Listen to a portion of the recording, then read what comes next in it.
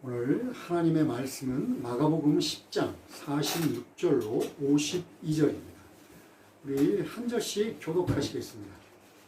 그들이 여리고에 이르렀더니 예수께서 제자들과 허다한 무리와 함께 여리고에서 나가실 때 디메오의 아들인 맹인 거지 바디메오가 길가에 앉았다가 나사렛 예수시란 말을 듣고 소리질러 이르되 다윗의 자손 예수여 나를 불쌍히 여기소서 하거늘 많은 사람이 꾸짖어 잠잠하라 하되 그가 더욱 크게 소리질러 이르되 다윗의 자손이여 나를 불쌍히 여기소서 하는지라.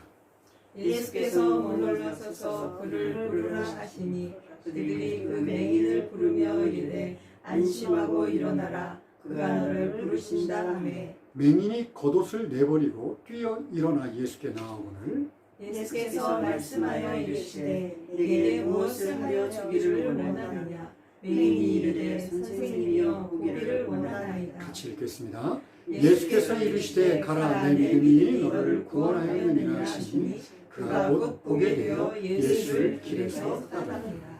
아멘.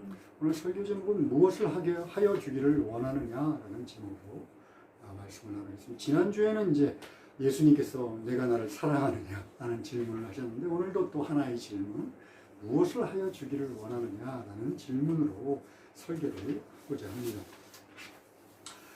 먼저 여러분 설교 전에 여기 보면 46절에 맹인 거지 바디메오가 길가에 앉았다 하면서 이름이 이렇게 적시되어 있어요. 이 마가복음은 사복음서 중에서 가장 일찍 쓰여졌습니다. 그러니까 예수님이 돌아가시고 난 다음에 한 20년 안짝에서 쓰여진 복음서예요. 여러분 여기다 바디메오라는 이름이 이렇게 들어가 있다는 것은 무슨 것을 의미할까요? 우리는 자주자주 성경에 나와 있는 것들 거짓말 아니야? 기적이라는 것은 뭐 뻥 아니야? 여러분 이것들을 가지고 교회 사람들이 다 돌려가면서 읽었어요.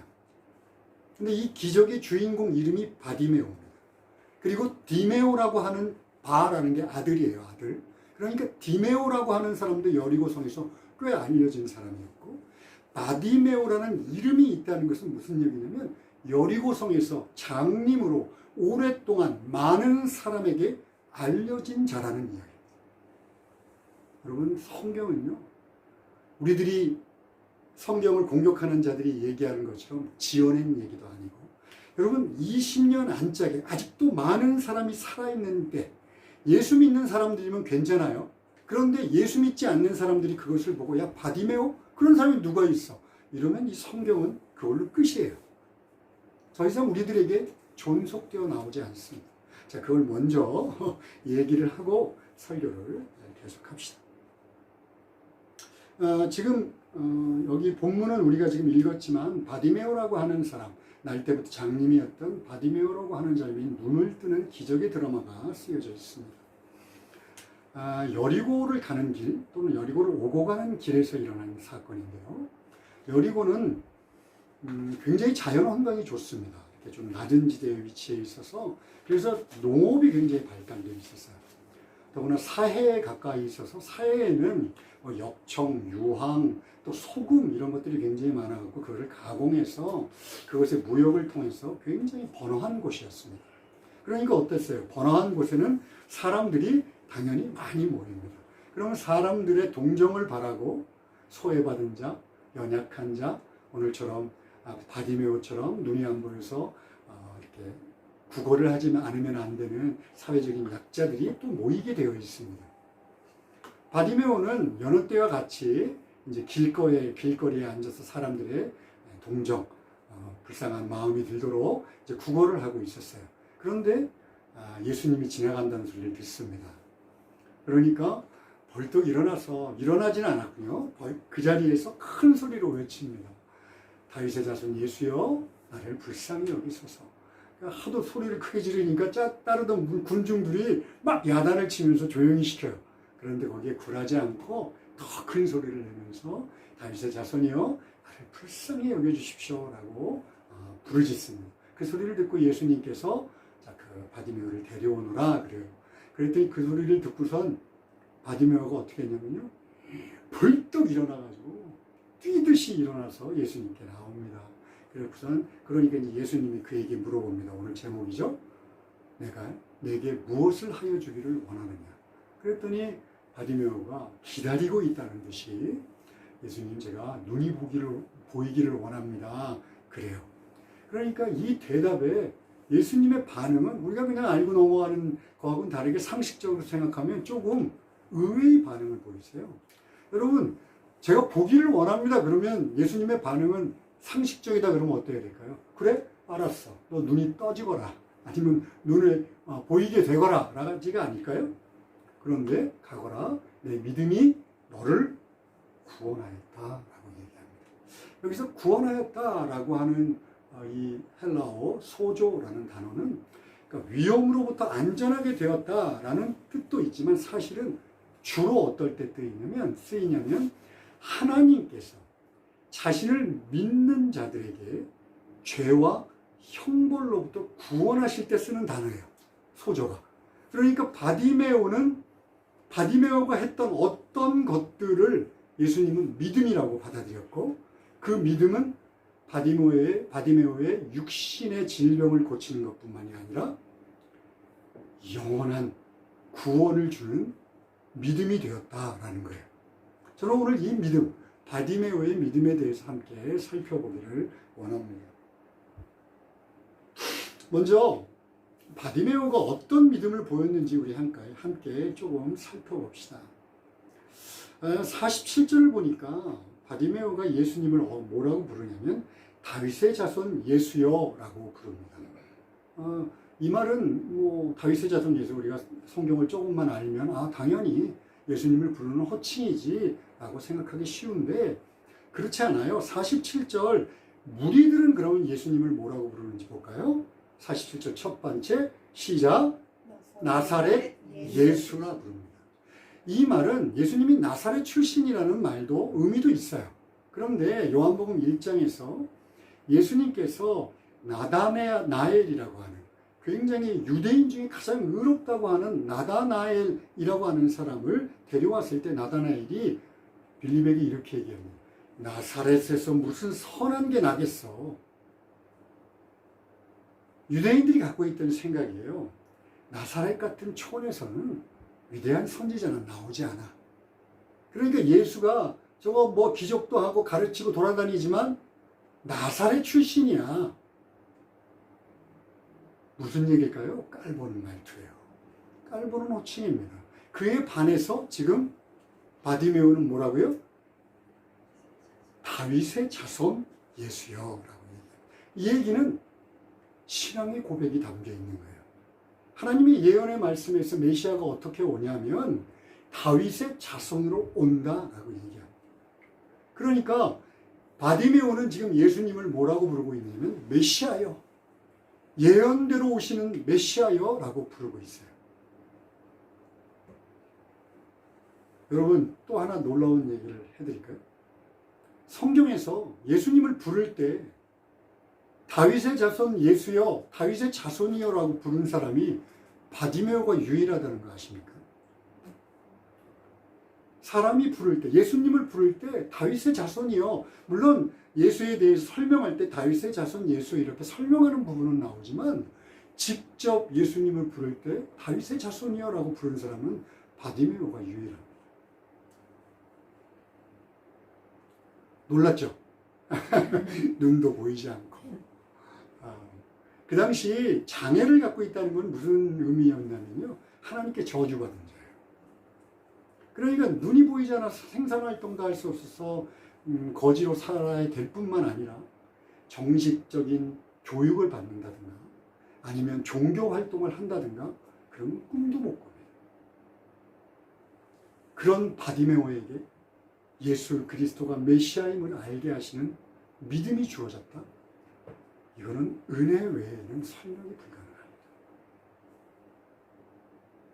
어떠한 조건도 따지지 않는 하나님, 우리들의 자격, 조건, 아니면 사회적인 지위, 지식의 유무, 건강 상태, 그 어떤 것도 따지지 않고 은혜로 부어주는 믿음이 있다면 이것은 또한 우리들에게 큰 위로가 됩니다.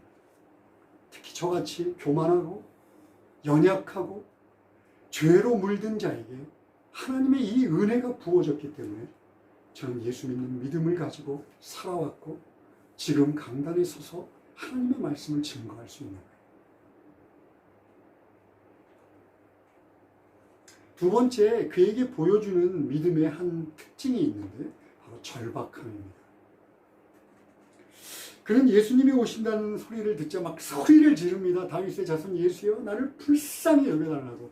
그랬더니 사람들이 어떻게 해요? 막 조용히 해. 막 꾸짖는다 이렇게 막 꾸짖어서 조용히 시킵니다. 그런데도 그가 불하지 않고 더욱 소리를 외칩니다. 다윗의 자손이여 나를 불쌍히 여기소서. 그래서 그 소리를 듣고 예수님께서 오라 그러시니까 그가 이렇게 얘기합니다. 50절입니다. 맹인이 겉옷을 내버리고 뛰어 일어났다 이렇게 얘기해요. 여러분 겉옷을 내버리고 여기 그냥 읽고 지나갈 수 있는 부분인데 그 당시 유대인들 특히 가난한 자들에게 이 겉옷은요 여러분 이스라엘은 밤이 되면 영하로 떨어져요. 이불이 변변한 게 있는 게 아니에요. 그러니까 이 겉옷을 덮고 이불처럼 자야 됩니다. 그래야 안 얼어 죽어요. 또 정말 곤란한 위치, 가난하게 막 이제 더 이상 해결 방법이 없어. 그럴 때 가난한 자들이 전당이라도 잡을 수 있는 게 이 겉옷이 유일합니다. 근데 이 겉옷을 버려버린 거예요. 그리고 예수님 앞에 뛰어 나갑니다. 뛰어 일어나 예수님 앞으로 나갑니다. 한번 상상해 보세요. 겉옷을 덮고 있었는지 아니면 무릎에 깔고 있었는지 모르겠지만 엎드려서 아니면 소리를 치며 손을 들고 예수님을 부르는 자가 예수님이 오라 하니까 막 춤추듯이 튀어 올라서 일어나가지고 겉옷 짜이는 신경도 쓰지 않고 예수님께 나아가는 그 모습. 여러분 믿음은 이런 절박함을 불러옵니다.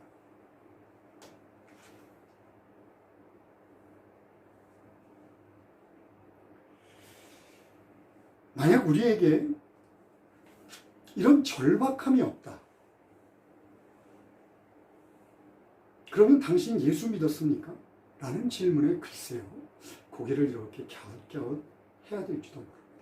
아니 100번 양보해서 100보 양보해서 이런 절박함이 없다면 하나님의 능력을 경험하기 쉽지 않습니다. 아니 거의 불가능할지도 모릅니다.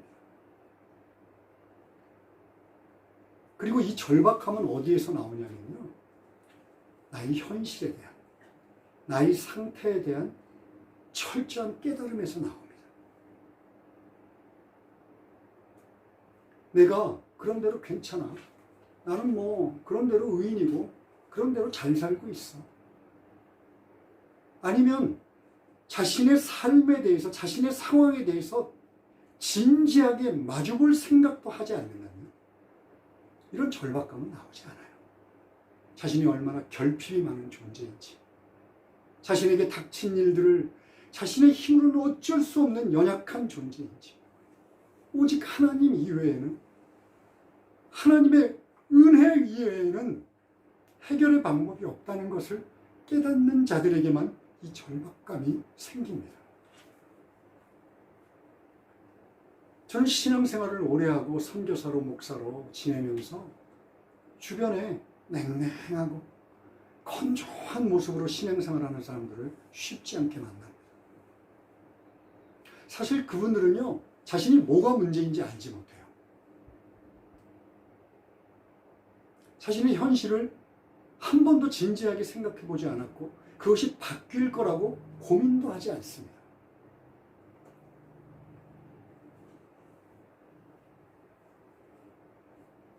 그러니까 그냥 원래 신앙생활은 이런 건가 봐 하고 포기하고 그냥 그렇게 지냅니다. 여러분 만약에 저나 여러분이나 정말 그런 상황에 있다고 마음에 찔린다면 오늘 바디메오가 한 것처럼 우리도 부르짖지 않으면 안 돼요. 예수님 나를 불쌍히 여겨달라고 부르짖지 않는다면 그건 신앙생활이라고 할 수 없습니다. 물론 오늘 군중들이 부르짖는 바디메오를 꾸짖어서 조용히 시키려는 것처럼 이 세상의 문제라든가 자기의 게으름이라든가 자기의 연약함이라든가 아니면 세상의 충고처럼 야 그렇게 신앙생활하는 거 아니야, 그렇게 무식하게 신앙생활하지 마라고 우리들을 잠잠하게 하고자 하는 어떠한 일들이 있다 하더라도 여러분 거기다 굴하면 안 돼요. 다윗의 자손 예수여 나를 불쌍히 여기십시오. 더욱 그런 생각이 들 때마다 더욱더 외치지 않으면 안 돼요. 그럴 때 반드시 예수님은 걸음을 멈추시고 우리를 오라 하실 것이기 때문에. 세 번째, 예수님이 그의 믿음을 인정한 것은요,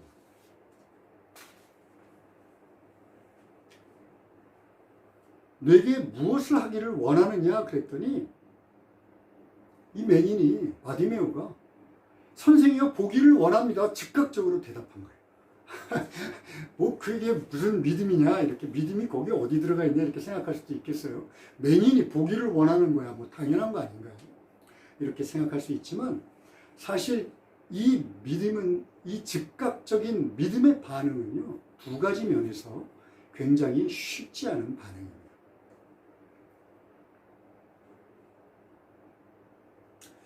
여러분 바디메오는 아까도 얘기했지만 이름이 알려진 것처럼, 여리고 성의 이름이 알려진 것처럼 오랫동안 눈이 보이지 않고 눈이 보이지 않는 생활을 했고 또 거린으로서 살아야 했어요. 한 번도 자기 힘으로 힘써 일해본 적이 없습니다. 그런데 예수님이 정말 자기의 눈을 고쳐주면 너무 좋겠죠. 물론 이제 보이지 않는 것을 보게 되니까 너무 좋겠지만 반면에 자신이 한 번도 경험해보지 않았던 미지의 세계, 여러분 미지의 세계를 사람들은 두려워합니다.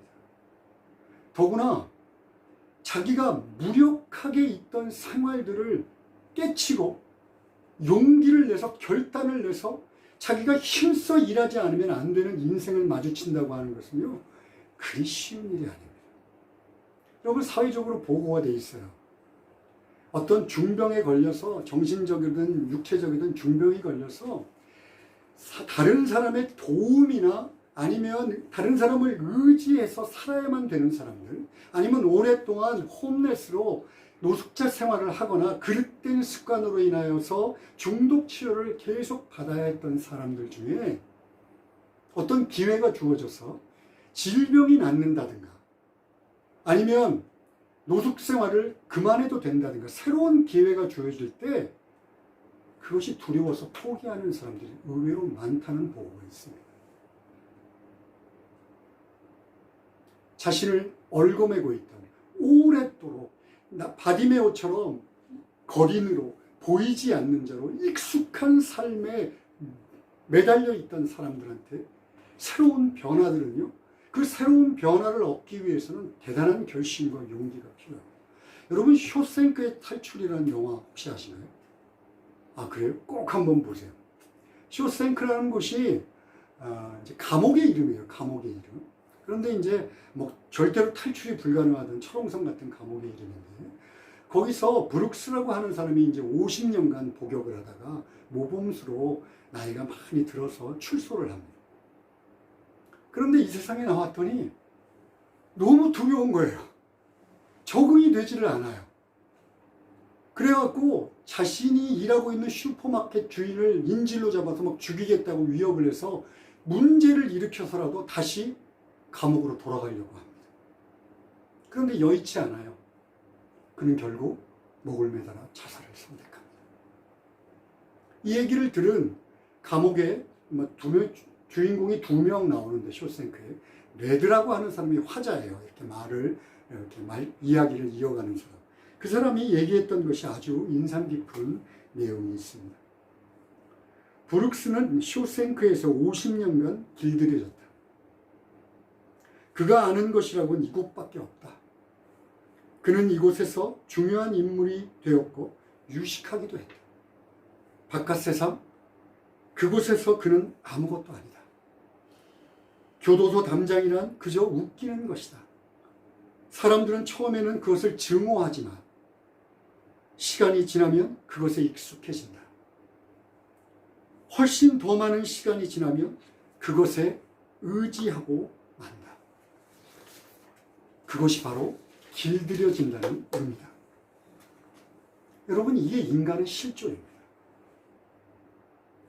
그렇게 우리가 예수를 믿고 그릇되고 죄악된 습관들을 벗어나기 위해서는 먼저 그 죄악되고 그릇된 습관들을 진지하고 바르게 보지 않으면 안 되고, 용기를 내서 그것으로부터 벗어나고자 애쓰지 않으면 안 됩니다. 이것이 믿음의 정말 중요한 요소입니다. 그런데 주변을 한번 크리스찬들을 보세요. 우리는 예수 믿으면 누구나가 죄악된 습관, 그릇된 습관, 나쁜 영향으로부터 벗어날 것이라고 생각하기 쉽지만 그렇지 않아요. 많은 사람들이 나는 이제 죄 짓고 싶지 않아. 예수 믿으면 누구나가 생각합니다. 그런데 절실하지 않습니다. 하나님께 기도하지만 적극적으로 거기서부터 벗어나려고 하지 않습니다.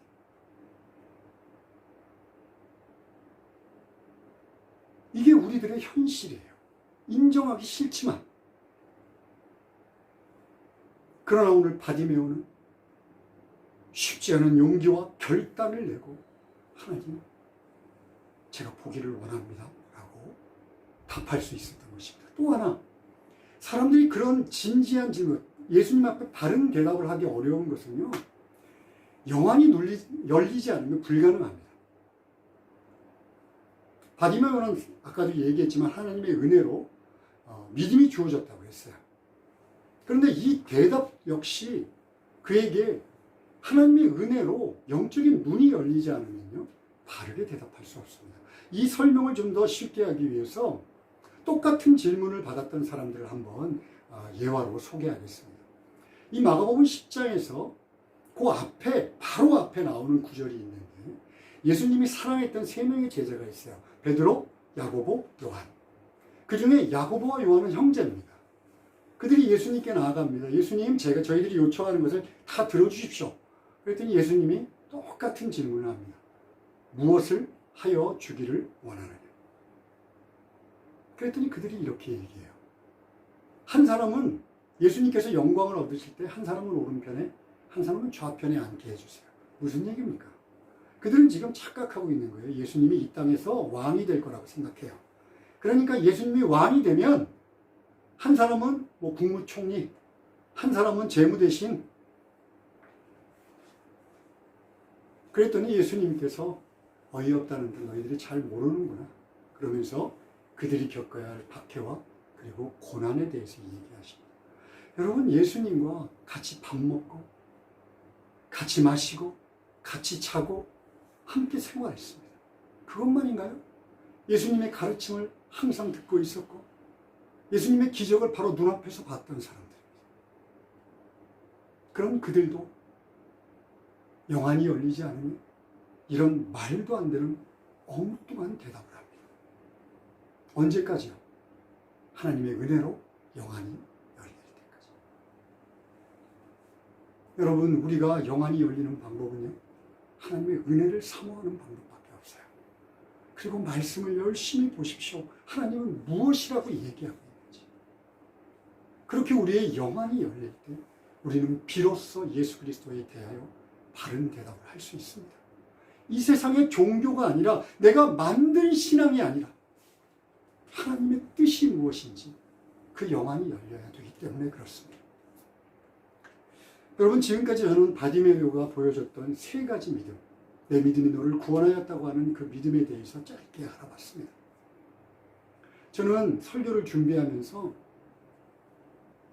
바디메오가 보여줬던 믿음, 그것을 조사하고 또 묵상하면서 에베소서 2장 8절에서 얘기하는 것, 그래, 은혜로 우리가 믿는 거구나, 은혜로 믿어 구원에 이르는 거구나, 다시 한번 절감했습니다.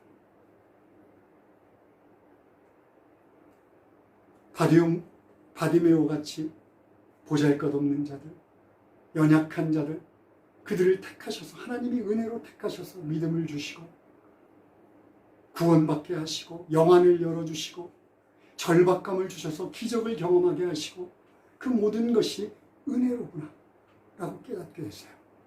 여러분, 이 은혜에 대해서 좀 더 분명하게 확증하는 말이 52절에 나옵니다. 바디메오는요, 예수님을 믿고 눈이 뜨이자마자 가라, 내 믿음이 구원을 얻었다라고 예수님이 얘기해요. 그런데 가지 않습니다. 그는 예수의 길을, 예수를 그 길에서 가서 이제 예수님 제가 가족들한테 이제 눈 떴다고 자랑 좀 하고 주변에 좀 얘기하고 올게요. 이렇게 얘기하지 않고요. 바로 눈이 남은 그 길에서 예수님을 따릅니다. 사실은 이 길에서 예수를 따르는 것, 이것이 바디메오의 믿음의 시작입니다. 예수님이 그전에는 믿음으로 인정해 주신 거예요. 그런데 그의 진정한 믿음은 이제부터 시작입니다. 여러분, 아브라함 잘 아시죠? 믿음의 조상 아브라함. 하나님께서 그에게 나타나셔서 우상들의 도시 갈대아 우르를 떠나서 내가 약속한 가나안으로 가라 그래요. 근데 성경을 잘 보면 가나안에 이를 때까지 아브라함은 아주 착한 사람입니다. 아주 신실한 사람입니다. 그런데 가나안에 도착하자마자 그는요, 범죄하고 하나님의 마음을 아프게 하고 자신의 욕심대로, 자신의 뜻대로 살아갑니다.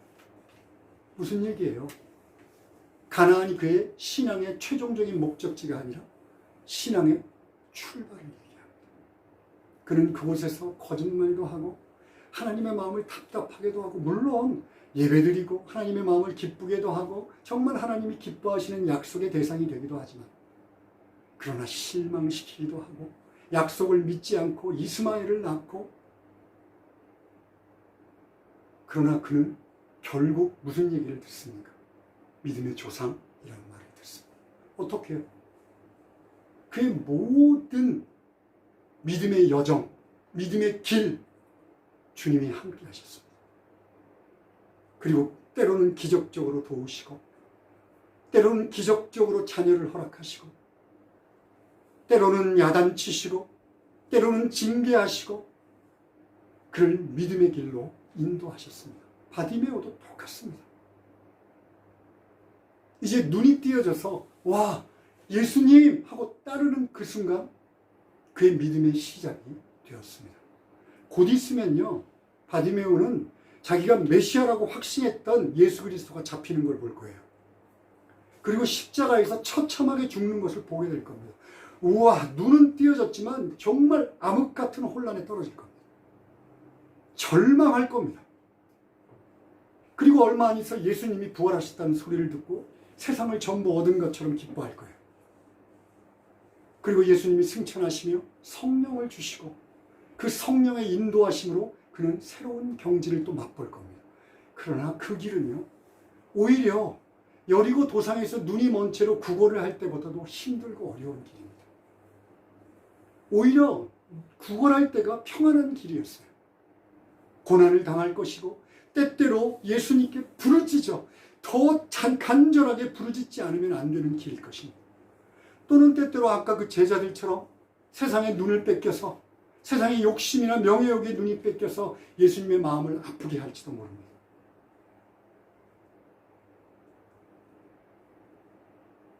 그러나 그는 믿음의 길을 끝까지 가게 될 겁니다.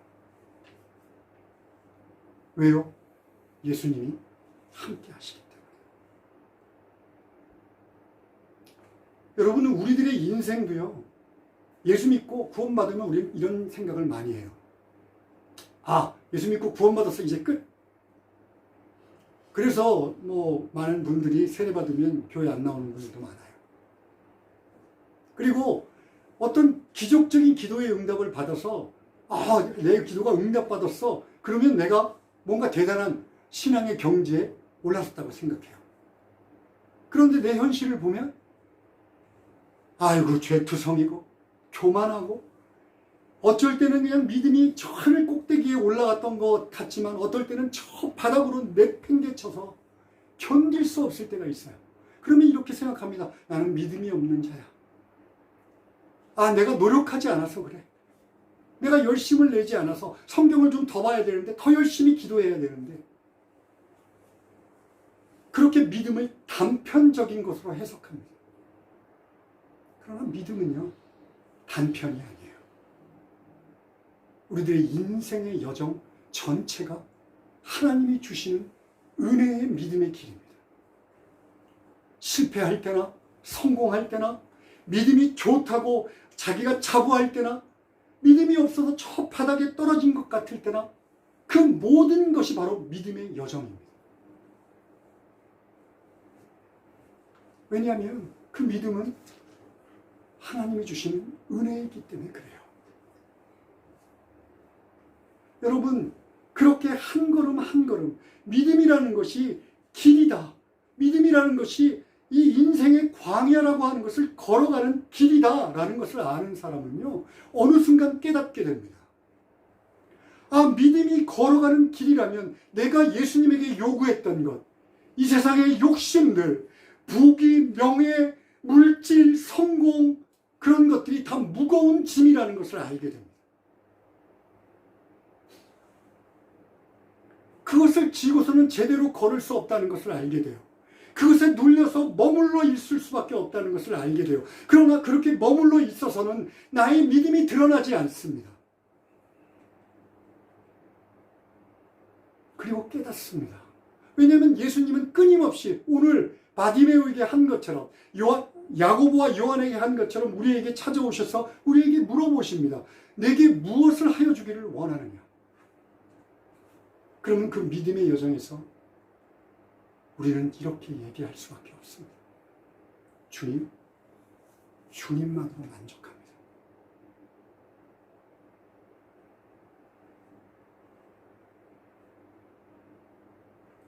주님만이 전부십니다.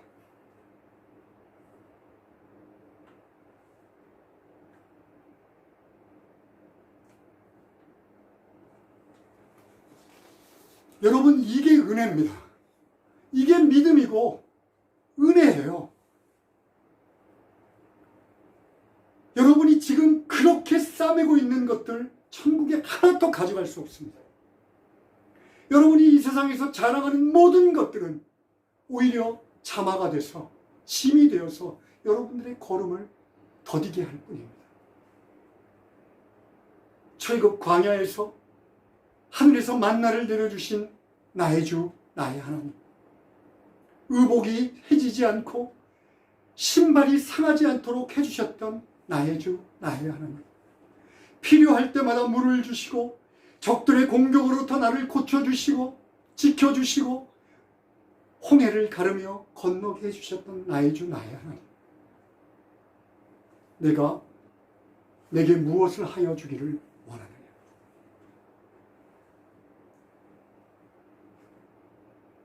여러분, 우리가 대답할 수 있기를 간절히 소망합니다. 기도합시다. 하나님 아버지, 감사합니다. 저희들을 불쌍히 여겨주십시오. 긍휼히 여겨주십시오. 믿음의 모든 여정 위에 하나님이 주시는 축복으로 충만케 해주시고 주님 손 꼭 붙잡고 떨어지지 않을 수 있도록 주님 때때로 도우시는 주님의 축복을 경험하게 해 주십시오. 예수님의 이름으로 기도합니다. 아멘.